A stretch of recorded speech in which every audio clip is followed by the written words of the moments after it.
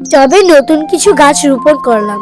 কি কি গাছ রোপণ করলাম ও কিভাবে মাটি প্রসেস করলাম চলুন আপনাদেরকে দেখাই। এখন মাটিতে দিব কোকোপিট ও জৈব সার। মাটির সমপরিমাণ কোকোপিট ও জৈব সার দিয়ে দিয়েছি।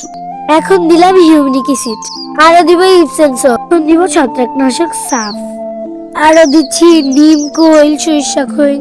এখন দিব হাড়ের গুঁড়া ও ডিমের খোসার গুঁড়া। সব উপকরণ দিয়ে মাটিগুলো মিক্স করে নিব। সবগুলো টবে মাটি দিয়ে দিব। এখন টবে গাছ লাগানোর পালা। গাছের গোড়া মাটি অনেকটাই কমিয়ে টবে বসিয়ে দিতে হয়। টবে বসিয়ে এখন মাটি দিয়ে দিব।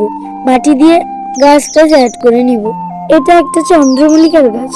আমার ছাদ বাগানে চন্দ্রমল্লিকার 3টি ভ্যারাইটি আছে। চন্দ্রমল্লিকা শীতকালীন ফুল, এটা সবাই শীতের আগে রোপণ করে, কিন্তু আমি রোপণ করতে করতে তো এটা শীতের শেষই চলে গেছে। পিঙ্ক কালারের হাজারি গোলাপ ফুল একসাথে অনেকগুলো ফুটে, দেখতে অনেক সুন্দর লাগে।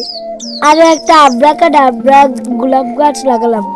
আমার কষ্ট দেখে আয়রা আমার জন্য মুড়া নিয়ে আসে। মুড়ায় বসে এখন গাছগুলো লাগাবো। 2026 সাল, নতুন বছরে নতুন কিছু গাছ লাগালাম। একসাথে অনেকগুলো গাছ লাগালাম।